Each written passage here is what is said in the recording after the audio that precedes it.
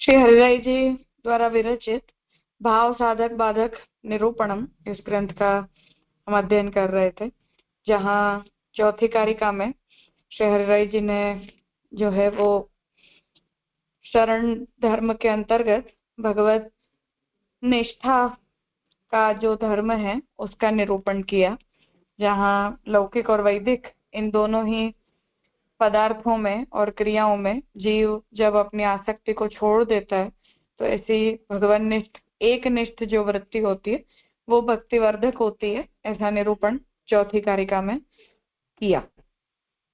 अब आगे पांचवी कारिका है। जब सर्व दुखों का हरण करने वाले श्री हरि भगवान में परायण होने वाले भक्त परस्पर एकत्रित होकर सत्संग करने के लिए बैठते हैं, तब स्वयं श्री हरि को किए हुए निवेदन को भूलते नहीं हैं।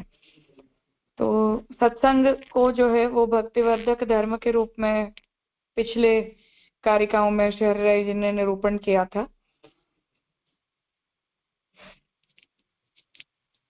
तो जैसे नवरत्न में श्री महाप्रभु जी आज्ञा करते हैं कि हमें तादृशी भक्तों के साथ मिलकर और जो आत्मनिवेदन प्रभु के प्रति किया है उस आत्मनिवेदन धर्म का अनुसंधान हमें करना चाहिए।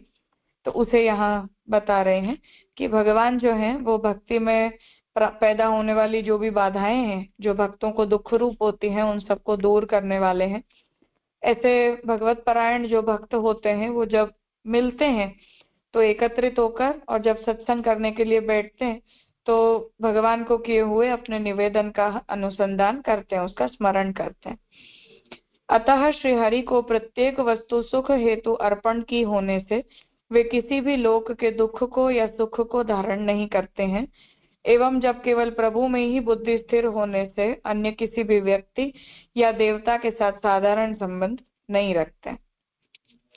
तो जब ऐसा जो व्यक्ति है वो भगवान को सभी वस्तुओं को अर्पित कर देता है और वो किसी भी लोक से प्राप्त होने वाले सुख को या दुख को प्राप्त नहीं करता, जो पिछली कारिका में कह दिया कि क्योंकि उसने वहां से अपनी अहंता ममता को छोड़ दिया है, इसलिए उसे उस पदार्थ के संबंध से लगने वाले सुख दुख बाधा रूप नहीं बनते। और जब वो केवल भगवान में ही अपनी बुद्धि को स्थिर कर देता है, उस वजह से किसी अन्य व्यक्ति या देवता अर्थात कि न लोक और न वेद उससे उसका कोई संबंध नहीं रह जाता है। उसी प्रकार प्रत्येक जीव का उद्धार करने वाले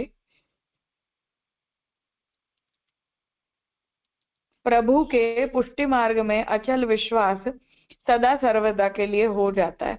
और ऐसा जो जीव जब लोक और वेद से अपनी निष्ठा का त्याग कर देता है, तब जो भगवान है जो सभी जीवों का उद्धार करते हैं, उन भगवान में उसकी दृढ़ निष्ठा जो है वो हमेशा के लिए सिद्ध हो जाती है।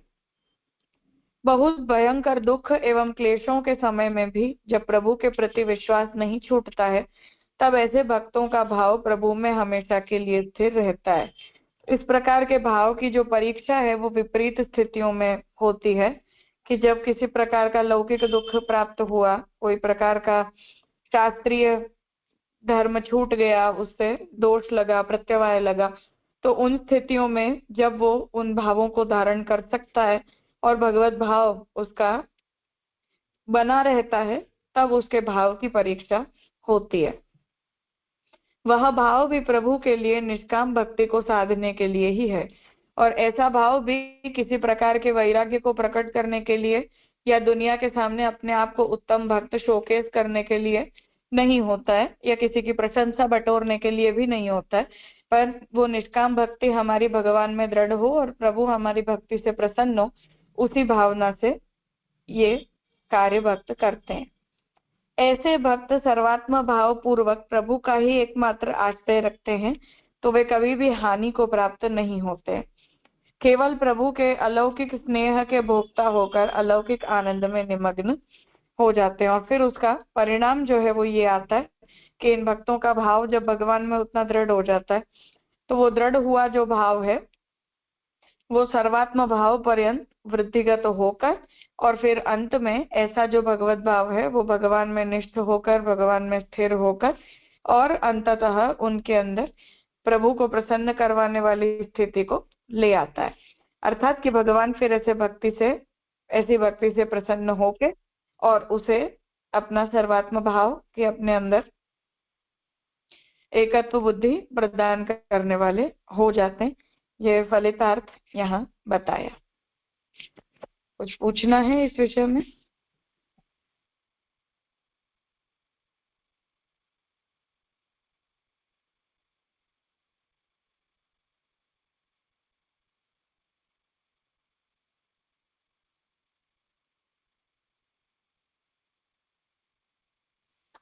हाँ कृणाल। ये तो अभी चला ना, तो उसमें मतलब ये प्रोसेस तो अनेक जन्म पर्यंत भी हो सकती है ना? ऐसा कोई टाइमलाइन का तो ऐसा सूचन तो नहीं है टेक्स्ट में, पर हाँ मतलब यहाँ हरिराई जी ने ऐसा कोई वो टाइमलाइन नहीं दी है कि हाँ इतने सालों के अंदर हो जाएगा, पर ऑब्वियसली टाइम टेकिंग प्रोसीजर है। ऐसा नहीं है कि वो कुछ दिनों के अंदर ये फल मिल सकता है या ऐसी सिद्धि किसी जीव को प्राप्त हो सकती है। वो टाइम टेकिंग प्रोसीजर है ही, और उस प्रोसीजर को जो है वो धीरे धीरे व्यक्ति को अपनी निष्ठा से डेवलप करना चाहिए। पर हर किसी के लिए बाधक तत्व कितने स्ट्रांग हैं उस पर ये सब चीजें निर्भर करती हैं। और ऑब्वियसली भगवान ने जो भी अधिकार सिद्ध किया है वो तो है ही कि कब भगवान ऐसी भक्ति को फलित होने देना चाहते हैं। पर जैसा कि हरिराई जी ने आज्ञा दी और महाप्रभु जी भी निबंध में आज्ञा करते हैं कि जिन भक्तों का भगवत कृपा से अंतिम जन्म है, तो ऐसा हमें अपने अंदर वो भाव रखना चाहिए, ऐसी उतावलापन हमारे अंदर तो एटलीस्ट होना ही चाहिए कि हम जल्दी ही भक्ति को फलित करवाना चाहते हैं।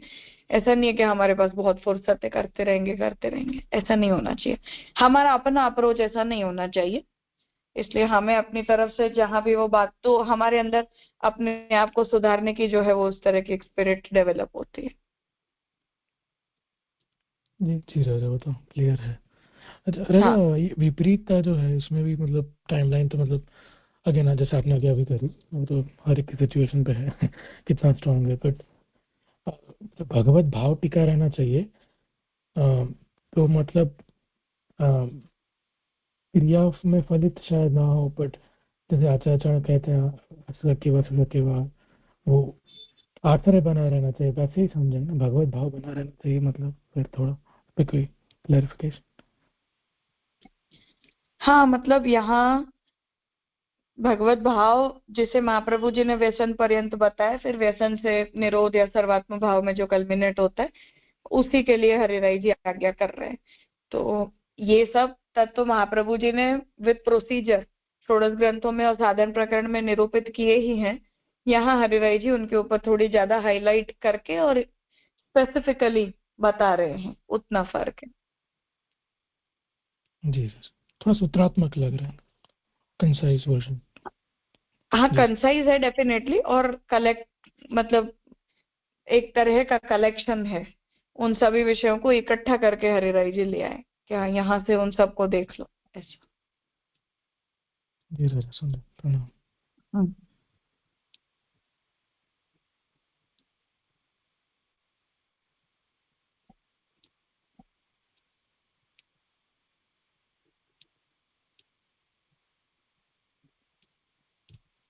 हाँ कहिए दुष्यंत भाई। जय जय दंडित प्रणाम। ये निवेदन जो बताया ना, सत्संग से निवेदन से गुणगान लेना चाहिए जय। नहीं, हम भगवान के सेवक हैं और हमने ब्रह्म संबंध दीक्षा लेकर और प्रभु के प्रति आत्म निवेदन किया है। उसका अनुसंधान, अपने सेवक धर्म का अनुसंधान करना इन स्पेसिफिक, उस संदर्भ में कह रहे हैं। हाँ हाँ जय जय बोलिए। लीला लीलावगाहन के अर्थ में नहीं कह रहे हैं। तो ये चीज अपने अहंता ममता का भूलने का भी आएगा ना यहाँ पे जय जय। हाँ वो तो अब लोक और वेद दोनों की निष्ठा का त्याग करना है तो आ ही जाएगा ना। और लास्ट की लाइन जो है ना, ऐसे भक्त सर्वात्मा व प्रभु प्रभु प्रभु का प्रभु का एकमात्र आश्रय रखते हैं तो वे कभी भी हानि को प्राप्त नहीं होते हैं। केवल प्रभु के अलौकिक स्नेह के भोक्ता में अपने भक्ति ले सकते हैं ना। हाँ भक्ति से ही तात्पर्य है ना। हाँ बिल्कुल। हाँ जय दंडित प्रणाम जय। हम्म।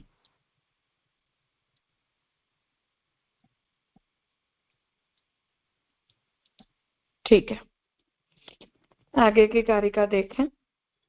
जब लोक में निष्ठा वाली बुद्धि संसार के भय से शांत हो जाती है, अर्थात लोक के फल दुख परिणामी होने से भक्त ऐसे फलों को प्राप्त करने के लिए उत्साहित नहीं होते हैं, उसी प्रकार हृदय में प्रभु की अलौकिक लीला में से किसी भी एक लीला का नित्य चिंतन होता हो कि जिससे संसार की विस्मृति हो जावे एवं प्रभु में निरंतर आसक्ति रहे, उसी प्रकार इस जगत में सुख एवं दुख देने वाले कई लोग होते हैं, तो भी ऐसे भक्त तो तटस्थ भाव में रहकर मौन ही धारण करते हैं। अभी इसकी प्रक्रिया बता रहे हैं कि लोकासक्ति का जो नाश है वो हर व्यक्ति का अनुभव के साथ होता है।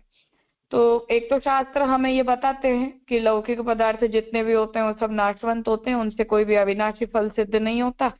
और उसी प्रकार का हमारा अनुभव भी होता है कि हमें भी बहुत वर्षों में हम ये बात देखते रहते हैं कि जितने भी लौकिक पदार्थ होते हैं, लौकिक इच्छाएं होती हैं हमारी, वो सब धीरे धीरे खत्म होती जाती हैं।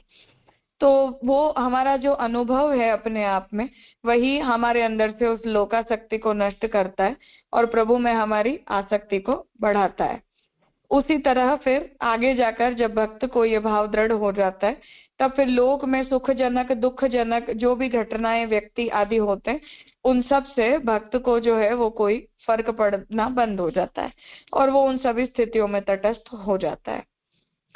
उन्हें यदि सुख प्राप्त हो तो इससे वे प्रफुल्लित नहीं होते हैं, एवं यदि दुख प्राप्त हो तो वे उद्विग्न भी नहीं होते, अर्थात संसार के संबंध में अपने नेत्रों को बंद करके ही रहते हैं। तो जो स्थित प्रज्ञ के लक्षण गीता जी में जैसे भगवान आज्ञा कर रहे हैं, उस तरह से उन धर्मों को धारण करने वाले जो ये भक्त होते हैं, उनके लिए ऐसी जितनी भी स्थितियां हैं वो सब स्थितियां एक समान हो जाती हैं। ऐसे भक्तों की बुद्धि उस समय केवल भगवान में ही एक निष्ठा वाली होकर रहती है और अंत में वे प्रभु के साक्षात्कार स्वरूप अलौकिक फल का लाभ प्राप्त कर सकते हैं। तो वो लोकासक्ति और वेदासक्ति जब खत्म हो जाती है तो उससे भक्त के अंदर जो है वो शरणागति का भाव, आत्मनिवेदन का भाव जो है वो दृढ़ हो जाता है और उसके दृढ़ हो जाने से उस भक्त के अंदर भक्ति स्थिर हो जाती है। और जैसे महाप्रभु जी विवेक रहस्य में आज्ञा कर रहे हैं, उस प्रकार से भगवत धर्म जो है वो उसके लिए स्वाभाविक धर्म बन जाते हैं, अन्य सभी धर्म उसके लिए अस्वाभाविक धर्म बन जाते हैं। और ऐसा जब वो क्लियर डिस्टिंक्शन उन धर्मों के अंदर उसमें आ जाता है, जब मतलब भक्त के हृदय में जब उस प्रकार का क्लियर डिस्टिंक्शन बन जाता है, तो उसके बन जाने से फिर उसके अंदर ये बात, उसके जीवन में ये बात स्पष्ट हो जाती है कि हाँ, अब भगवत धर्म जो है वही हमारे जीवन का लक्ष्य है। तो उतनी ज्यादा निष्ठा अपेक्षित है। हरिराय जी का तात्पर्य जो है वो ये है कि उतनी निष्ठा जो है वो भक्त के अंदर अपेक्षित है, और ऐसी जो दृढ़ निष्ठा है वो भक्त के भगवत भाव को भगवान में स्थिर करवा के और उसे भगवत प्राप्ति करवाने की योग्यता प्रदान कर सकती है।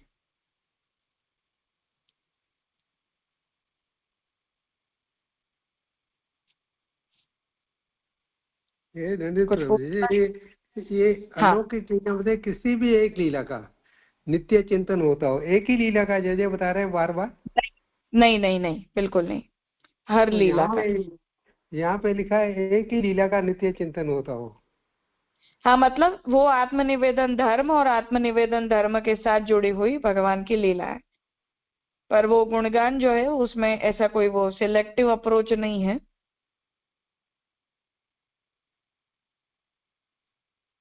पर पंक्ति में यही आ रहा है, नित्य एक लीला नित्य चिंतन। हाँ, मतलब वो तो उस अवस्था के ऊपर तो जाकर भगवान की प्रति एक प्रकार की स्वरूप निष्ठा बन जाती है ना, एक प्रकार से भगवान का जो भी सानुभाव हो रहा है उन प्रकार की लीलाओं का चिंतन भक्त करने लग जाता है। उस प्रकार की एक निष्ठा को कहना चाह रहे हैं जिसमें उसकी आसक्ति दृढ़ हुई है, या जिस प्रकार का निरोध उसका भगवान ने सिद्ध करवाया है, उस दृष्टि से।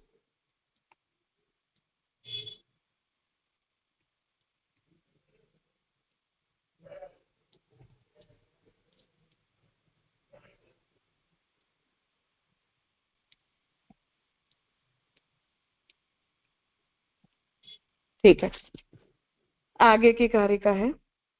जब लोक में निष्ठा रखी जाए एवं सत्संग का त्याग किया जाए तब प्रभु में भाव नहीं होता है। यह सिद्ध करने के लिए आप श्री भाव बाधक वस्तु का वर्णन करते हैं। तो जैसे उसके पॉजिटिव एस्पेक्ट्स बताए कि लोक निष्ठा वेद निष्ठा का निवृत्त होना ये भगवत भाव वृद्धि में उपयोगी है। उसका नेगेटिव एस्पेक्ट बाधकता के संदर्भ में बता रहे कि जब तक हमारी लोक निष्ठा रहती है और सत्संग जो है वो या तो कम मात्रा में होता है या सत्संग छूट ही जाता है, तो भगवत भाव की सिद्धि नहीं हो सकती है। इस बात को सिद्ध करने के लिए अब बाधक तत्वों का निरूपण कर रहे हैं। चित्त प्रभु का स्मरण करने के लिए ही है। वह जब प्रभु के स्मरण को छोड़कर नित्य लोक का ही फल देने वाले धन का स्मरण करने में व्यस्त हो जाता है, वैसे ही प्रभु की सेवा के लिए ही निर्मित देह जब दूसरों के कार्यों को करने में ही तत्पर रहता है, वैसे ही जब सत्पुरुषों का संग भी नहीं किया जाता तो फिर प्रभु में भाव कैसे हो सकता है। तो यहाँ उस लोकासक्ति का परिणाम बता रहे हैं कि हमें, जैसे महाप्रभु जी पुष्ट प्रवाह मर्यादा भेद में आज्ञा कर रहे हैं कि भगवान की रूप सेवा के लिए ही सृष्टि को बनाया है, पुष्टि सृष्टि को। तो पुष्टि सृष्टि को जो कुछ भी साधन प्रदान किए गए हैं वो सभी साधन भगवत समर्पित करने के लिए प्रदान किए गए हैं, लोकासक्ति और वेदासक्ति के लिए नहीं दिए गए हैं। उस दृष्टि से आज्ञा कर रहे हैं कि हमें वो चित्त प्राप्त हुआ है तो वो केवल भगवान का स्मरण करने के लिए हुआ है, परंतु उसे हम छोड़कर जब नित्य लोक का ही स्मरण हम करते रहते तो ऐसे चित्त में भगवान का प्रवेश नहीं होता। शरीर भी हमें भगवत सेवा के लिए मिला है। जब दूसरों के कार्यों को हम करने लग जाते हैं तब हमारे अंदर हमारे उस देह की निरुपयोगिता सिद्ध होती है। और सत्पुरुषों का संग भी जब हम नहीं करते तो बिना सत्संग के तो भगवत भाव प्राप्त हो ही नहीं सकता है। अतः लोक के फल का त्याग करके श्री हरि की भक्ति का ही स्मरण किया जाए एवं देह को भी यदि श्री हरि की सेवा में संलग्न किया जाए तथा नित्य सत्पुरुषों का संग किया जाए, क्योंकि सत्पुरुष ही प्रभु की भक्ति का मार्ग बतलाने वाले हैं तथा प्रभु का मार्ग प्राप्त करवाने वाले होते हैं। तो इसलिए उसका कर्तव्य बता रहे हैं कि हमें लौकिक फलों का त्याग करके भगवान की भक्ति का ही स्मरण करना चाहिए, और देह भी अगर हमारा भगवान की सेवा में संलग्न हो जाए, उसे भी यदि सत्संग प्राप्त हो जाए तो सत्पुरुषों के संग से हमें भगवत मार्ग मिलता है और प्रभु की कृपा भी प्राप्त होती है। ऐसे सत्पुरुषों का संग बहुत ही अनुकूल होता है, मतलब भक्ति के लिए अनुकूल होता है। अतएव इंद्रियों एवं बुद्धि को प्रभु में लगाए रखने वाले जीवों का भक्ति भाव सदा सर्वदा के लिए रहता है। तो यहाँ सत्संग का फलितार्थ बता रहे हैं कि इस प्रकार की भगवत निष्ठा, सेवा में निष्ठा, कर्तव्य निष्ठा जो है वो हमारे अंदर भगवत भक्तों का संग करने से ही आती है। और ऐसा जब संग हम करते हैं तब उस प्रकार का संग करने से हमारे अंदर भगवत भाव दृढ़ होता है, बिना सत्संग के नहीं हो पाता है। तो हमारे साथ के जो भगवदीय होते हैं वही हमारे अंदर उस भगवत निष्ठा को बढ़ाने वाले होते हैं। उस दृष्टि से यहाँ ये आज्ञा कर रहे हैं कि उस प्रकार की भगवत निष्ठा को हमें सत्संग के द्वारा प्राप्त करना चाहिए, और तद विरोधी जो कोई भी तत्व है, जो कुछ भी पदार्थ है, उन सबको हमें छोड़ देना चाहिए।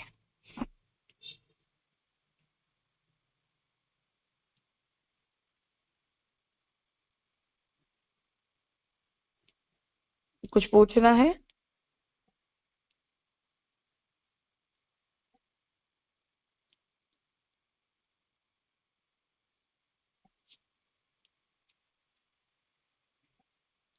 ठीक है। जब तक जीवों के दुख का हरण करने वाले प्रभु के चरणारविंद में स्नेह न हो एवं लोक में तुच्छ फल देने वाले स्त्री पुत्र आदि में अत्यंत स्नेह हो।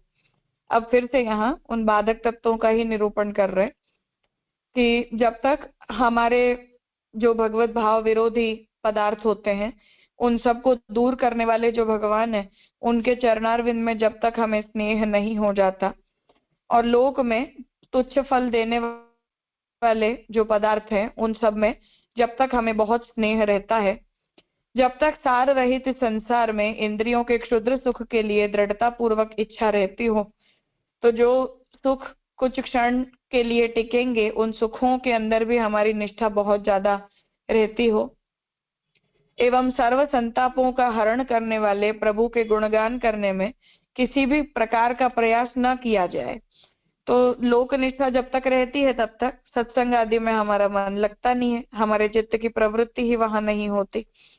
तो जब तक वो बना रहता है तब तक साक्षात व्रज के अधिपति श्री कृष्ण भगवान में उत्तमोत्तम भाव उत्पन्न नहीं होता। तो जब तक इस प्रकार की वृत्ति हमारी बनी रहती है तब तक भगवान में हमारा भाव बनता ही नहीं है। यदि सांसारिक सुख की आशा एवं स्नेह के साथ भाव भी किया जाए तो वह आशा तृप्त न होने से जन्म मरण के चक्र में ही गिरता है। तो अब समस्या ये होती है कि सांसारिक सुख की इच्छा हो और फिर उस इच्छा में प्रेम भी हो कि हाँ हमें ये चाहिए ही चाहिए, और फिर हम जब भगवान को भी थोड़ा बहुत स्नेह करते हैं पर साथ साथ में हमारी सांसारिक सुख, सांसारिक आशाएं, सांसारिक प्रेम आदि भी चलते रहते हैं, तो उस आशा के तृप्त न होने के कारण वो आशा हमारे मन में चलती रहती है कि मृत्यु के समय भी हमें यही याद आता है कि हमें ये भी प्राप्त करना था, हमें हमारे जीवन में ये भी चाहिए था, या परिवार के लिए हमें ऐसा भी करना था, वैसा भी करना था, हमें ये नहीं मिला, वो नहीं मिला।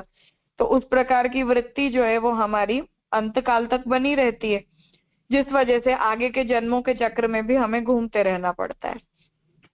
तो वह जीव कभी भी अक्षय सुख को प्राप्त ही नहीं करता है, और उस चक्र के अंदर घूमने के कारण हमें कभी भी न तो भगवत भाव सिद्ध होता है और न ही कोई अक्षय सुख की प्राप्ति हमें हो सकती है। इसी कारण से प्रभु के ही चरणों में स्नेह एवं संसार वैराग्य करने से भक्ति भाव सिद्ध होता है। उस वजह से हमें ये बात समझनी चाहिए कि जो भी हमारी लोकासक्ति होती है वो लोकासक्ति हमें इस संसार के दलदल के अंदर फंसाती रहती है। मतलब कि वो एक एंडलेस साइकिल की तरह है कि जिसका कभी कोई अंत नहीं आता है। तो वो एक आशा या एक आकांक्षा जो है वो पूरी नहीं हो जाती है, वो आशाएं या वो आकांक्षाएं जो है वो हमारी बनी रहती है, वो चलती रहती है प्रोसीजर की तरह। तो जैसे जैसे वो चलती रहती है तब तक वो जीव उनके अंदर और ज्यादा फंसता जाता है। उस हेतु से ये आज्ञा कर रहे कि इसलिए हमें इस बात को सावधानी पूर्वक सोचना चाहिए और उस प्रकार की लोकासक्ति या संसार आसक्ति से बचने का हमें प्रयास करना चाहिए, ताकि भगवत भाव या भगवत भक्ति को प्राप्त किए बिना हम जो है वो निरंतर इसी संसार चक्र के अंदर घूमते फिरते न रह जाए। आगे अंतिम कारिका देख लेते हैं, फिर आप लोग कुछ प्रश्न हो तो पूछ लें। प्रभु भाव को साधने में अच्छे देश की भी प्रमुख आवश्यकता है। वह देश भी विमुख जीवों का निवास नहीं होना चाहिए। जिस देश में हरि विमुख रहते हो वहां भक्ति सिद्ध नहीं होती है। तो स्थान का इम्पोर्टेंस बता रहे, स्थान का इम्पोर्टेंस भी संघ के हेतु से बता रहे कि कोई ऐसा स्थान हो कि जहां हमें वैष्णव मिलते ना हो, वैष्णवों का संग हमें प्राप्त न होता हो, या भगवत भक्तों का संसर्ग हमें निरंतर प्राप्त न हो पाता हो। तो ऐसे स्थान पर निवास करने से हमारे अंदर विमुखता बढ़ती है, भगवत सन्मुखता हमारे अंदर नहीं आ पाती है। जिस देश में हरि विमुख रहते हो वहां भक्ति सिद्ध नहीं होती है, क्योंकि जो भी बाधक तत्व होते हैं वो सब हमारे आसपास उतने ज्यादा प्रमाण में, उतने ज्यादा प्रपोर्शन में होते हैं कि साधक भावों की सिद्धि के योग्य कोई वातावरण ही व्यक्ति को नहीं मिल पाता है, जिसकी भक्ति की प्रारंभिक अवस्था में व्यक्ति को आवश्यकता होती है। लोक की आसक्ति का त्याग करके भी वैराग्य प्राप्त करने की बात कही गई है, और वह वैराग्य भी केवल वचन से नहीं होना चाहिए। तो लोकासक्ति को छोड़कर वैराग्य सिद्ध करना चाहिए, और वैराग्य भी केवल बोलने के लिए नहीं परंतु मन से वो वैराग्य आना चाहिए। जैसा गीता जी में ये भगवान आज्ञा कर रहे हैं कि कोई व्यक्ति अपनी बाह्य इंद्रियों के द्वारा तो विषयों का त्याग कर देता है पर मन से उन विषयों का ही चिंतन करता रहता है, तो उस प्रकार का त्याग झूठा है, व्यर्थ है। तो उसे कह रहे हैं कि केवल बोलने से हम त्याग करें, बाह्य रूप से त्याग करें, ऐसा नहीं, परंतु मन में उन विषयों का चिंतन भी बंद होना चाहिए। मन से ही प्रत्येक वस्तु के फल की इच्छा न रखना, यही वास्तविक वैराग्य है। श्रीमद् भगवद गीता में श्री भगवान ने आज्ञा की है कि इंद्रियों का संयम रखकर भी मन से इंद्रियों के विषयों का ध्यान किया जाए, तो ऐसा आचरण करने वाले जीव को तो मिथ्याचारी कहा जाता है। अतः वैराग्य भी मन की शांति पूर्वक होना चाहिए, और कभी भी यदि चित्त प्रभु में आकर्षित होकर प्रभु में प्रवेश न करे तो फिर इस लोक में प्रभु भाव कैसे हो सकता है। तो उसे बोल रहे हैं कि इसलिए वैराग्य भी स्वस्थ वैराग्य होना चाहिए। फ्रस्ट्रेशन नहीं आनी चाहिए उसमें कि हमें तो कुछ मिला नहीं, हम तो दुखी रह गए, पूरी दुनिया सुखी है वगैरह वगैरह। तो ऐसा अशांत वैराग्य नहीं होना चाहिए, परंतु स्वस्थ वैराग्य प्रकट होना चाहिए।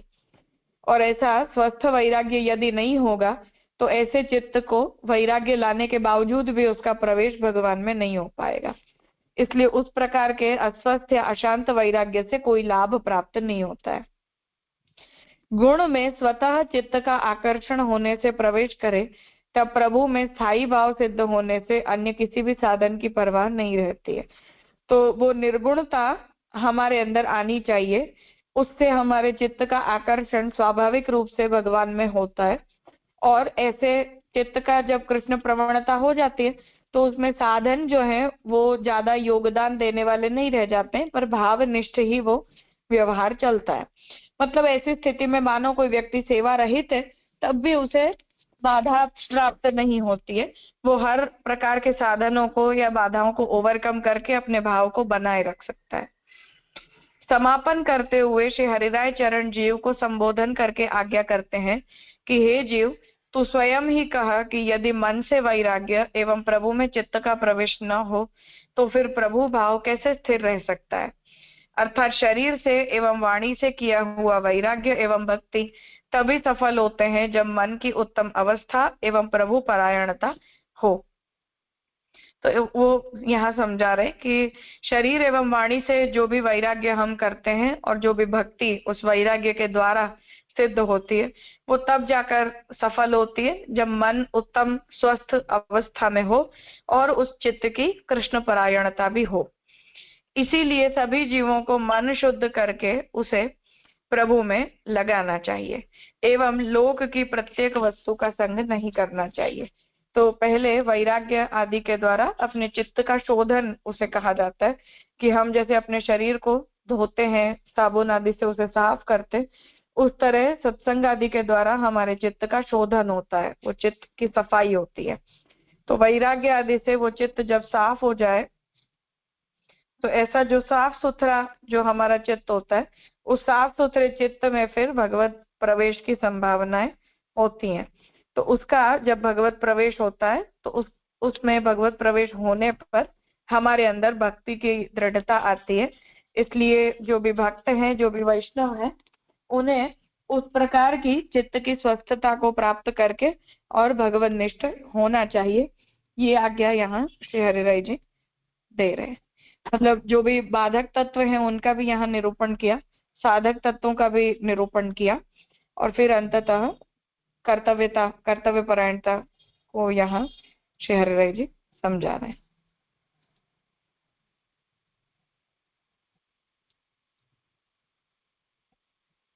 प्रणाम राजा। तो एक ये जो स्थान की बात आई ना, तो क्लियर है वैसे तो, पर आज के समय में मतलब स्थान मतलब एज फिजिकल प्लेस नहीं, किंतु जैसे ये यूट्यूब किया, अगर अपने आप से के माध्यम से जुड़ते हैं तो उससे भी गिन सकते हैं ना कि वो भी सत्संग जैसा ही हो रहा है माहौल, भले फिजिकली नहीं मिल रहा, जो फिजिकली ज़्यादा प्रेफरेड रहेगा वैसे तो, बट क्यूरियोसिटी।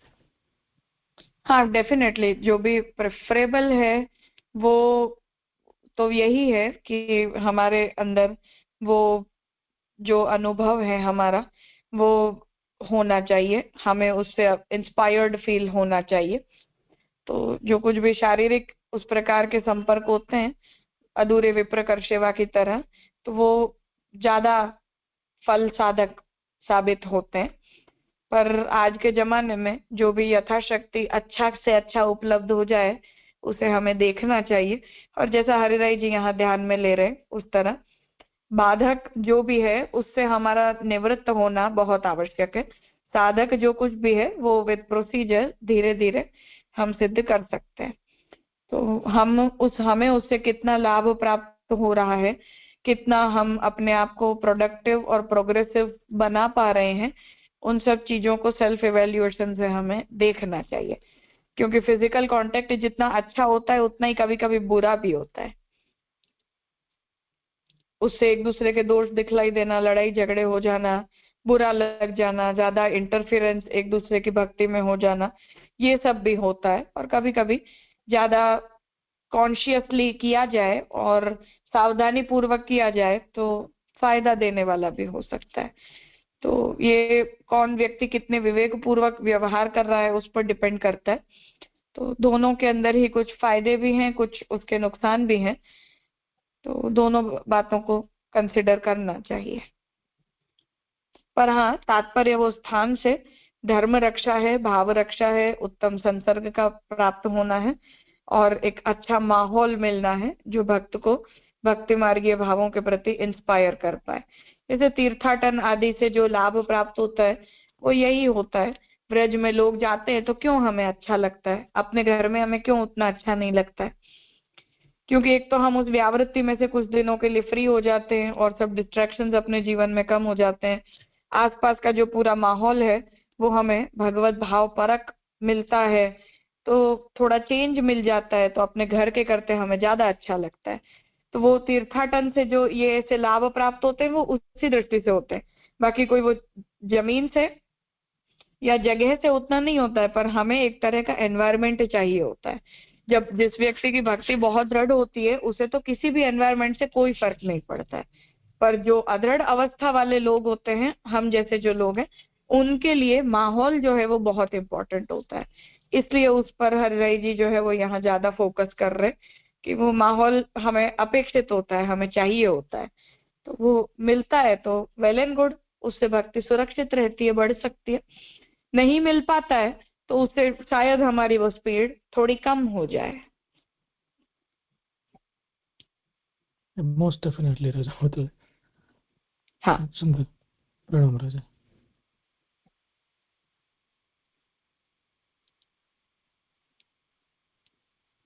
हाँ अलका बहन। હા રાજા ધન્યવાદ પ્રણામ. હમણાં વૈરાગ્યની आपने जो बात की ना, तो सब पदार्थों में तो ऐसा होता है कि अपन छोड़ देते कि खाने के बाबत में जो है तो जो हमने खाया है सूक्ष्म वासना तो अंदर रहती है ना, मन से निकलती नहीं है। खाने की तो इच्छा नहीं होती पर सूक्ष्म वासना हो तो क्या करना राजा? उस वासना को हमें धीरे धीरे कम करने की कोशिश को करनी। निवेदन करके लेते हैं सब, पर जानना था मेरे को। हाँ, इसलिए वो प्रसाद है, इसलिए बहुत कोई आपत्ति वाली उसमें बात नहीं है।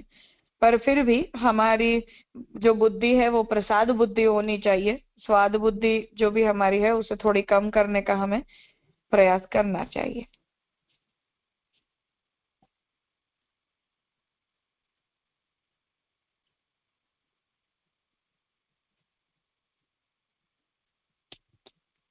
ठीक है, तो आज यहाँ रखते हैं। आगे का विषय अगले क्लास से नया ग्रंथ प्रारंभ करेंगे।